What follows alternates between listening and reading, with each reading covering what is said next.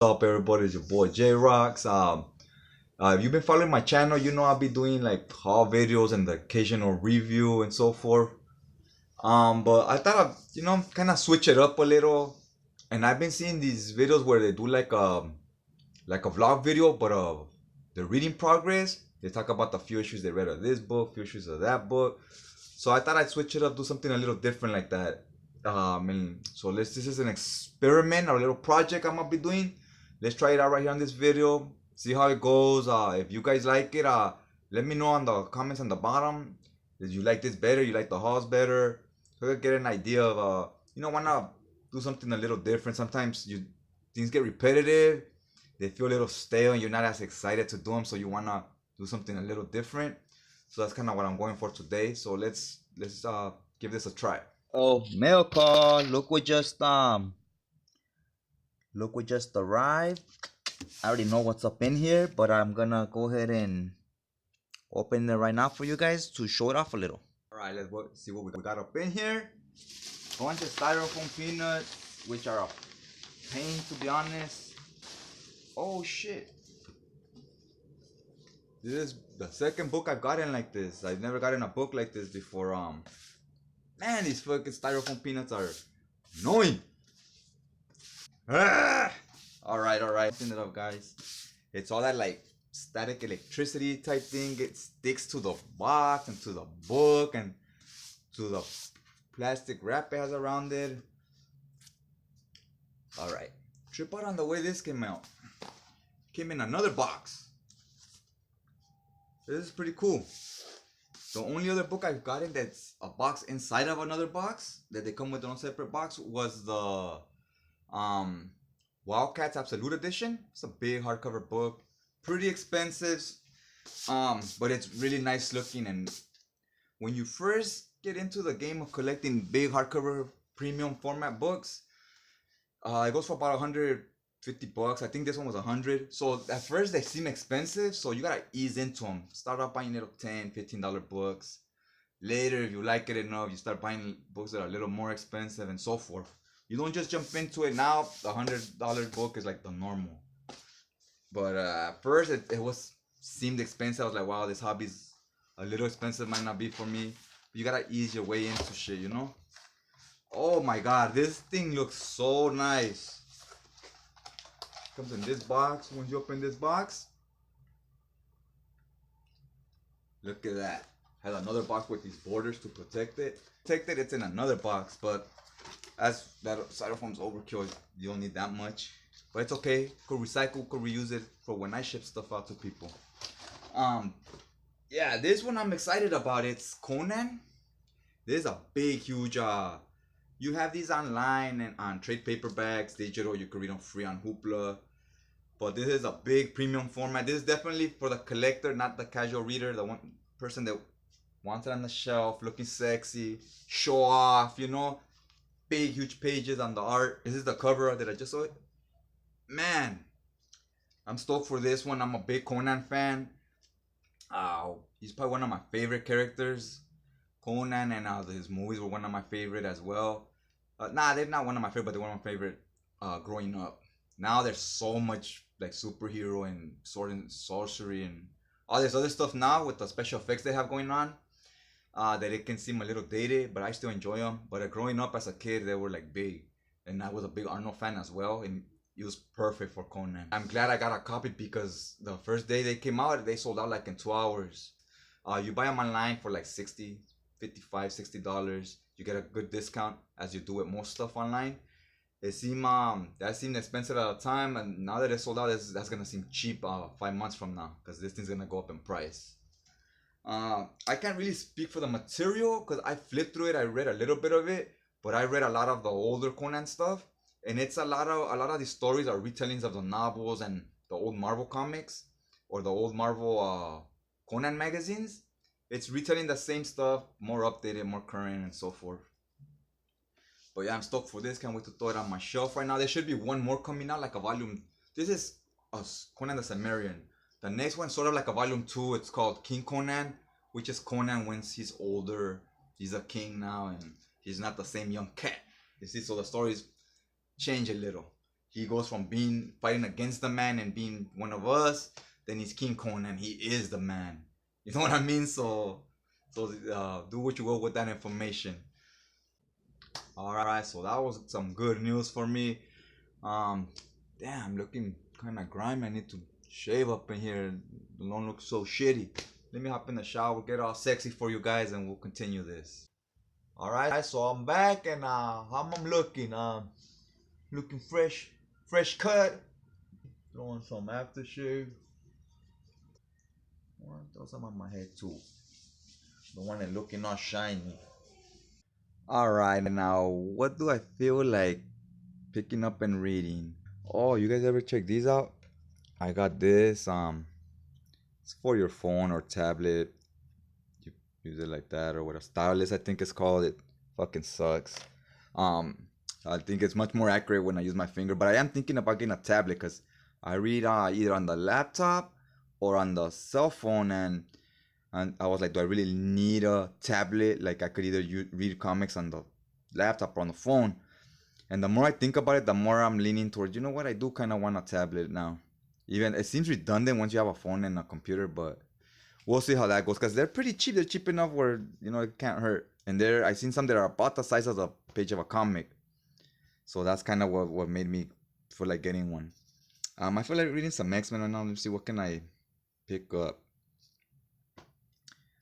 Most of my books are on these they got plastic bags over them so they don't collect dust. I have a few here and there that don't have a bag on them quite yet. You know what? I was gonna say this one doesn't have a bag on it. It's empty, but now that I think about, I think I'm gonna read this right now. It's X-Men Gambit's Trial. Collects issues 341 to 350 and 62 to 64 of the new run of X-Men, the 91 series. Seems interesting. I think I'm gonna go with this one. Check out the cover. Pretty cool. I haven't read this material before. I've been reading the Road to Onslaught. I'm on the third book. After that, I guess I would read Onslaught. So I need to get to this. So for right now, I'm just gonna skip this Omni and I'm gonna go straight to this trade. Then I'll get back to that Omni. Because I hear this is a good place to start because it's kind of like it reboots the universe or something. I haven't read it yet, so we'll see. And the Road to Onslaught stuff was actually really good. And I think this is before the panelings, which I read the panelings. A lot of people don't like it. I thought it was pretty good as well. But yeah, we'll go with this one. And oh, you know what? A new X-Men Omnibus was announced. It's gonna come after this. Omnibus Dreams End. You know what? Let me know, guys, if you guys know about the material. If you read this before, because I haven't. I read Evil of Destruction, but I haven't read what comes after. But I believe after this one, in the order I have them here, it would be in the next omnibus. It would have this and this material in the next omni, because this is the way I have it here. So if you know about that, let me know. It's Evil Destruction and X Corpse, and then after this comes the Chuck Austin stuff. So I was a little confused on what exactly will be on that omnibus, because I don't know. But I know we got a lot of X-Men aficionados out there. I also got this one, X-Men The End. I'm digging that cover. It's like very romantic, and it looks like Wolverine. He gets Jean Grey, which I don't know. I don't think that's a good thing because she belongs with Cyclops in my opinion. But oh well, she clearly likes Wolverine more. That's pretty obvious to all of us. So yeah, I think I'm gonna go with that one, and I'll catch up with you guys later and let you know what I read so far, on what page I'm on, and how the story's going. All right, here we're starting on X-Men issue, Uncanny X-Men issue 341. This was printed in February of 1997. Cool cover here, obviously. Gladiator's heavily involved on this cover. Now, on the opening page here, oh, you kind of see the X-Men. It's a typical thing every year. The X-Men have a Christmas thing going on. They're always in Times Square in New York, where I've never been to New York, but I know like in Times Square they have a big, huge Christmas tree for the holidays. Everybody gathers up around there. They play music and kind of a hangout area for these X-Men mythos. It's a thing. They do that every year. So here you have all the X-Men, and it's a good way to every year find out who are the current players, because they constantly switch. There's so many of them. Some leave, some come back, some retire, some come back from retirement, some die, some come back to life. So it's always a different team to have different dynamics when you mix up different characters. It's a way to keep it fresh and keep it interesting. So it's not the same 5 all the time. They always mix and match. And this current team seems like Magneto's on the team. He's always a long-time X-Men rival. He's a villain all the time. He's their main villain. And here's on the team, so that's kind of interesting. If you want to know what happened, you would have to read previous stuff. And they hint a little bit. They try to give you little hints for if you're new to the series. They kind of point out he used to be a villain. Should we even trust him? He used to be a villain. Like, they point that out a lot out here. They drag it out a little to get you pique your interest, get you thinking. It's a little jealous because Rogue's hanging out with Magneto. Gambit's like, and he has a thing for Rogue. They're on and off relationship kind of deal. It's like, go hang out with Magneto, the new player, if you trust him so much, you like him so much. She gets pissed right here. I like this is written by Scott Lobdell, artwork by Joe Madura. Now Joe Mad, I believe this is where he started his first X-Men, and his art brought us something different. This was in the 90s. It's in 97.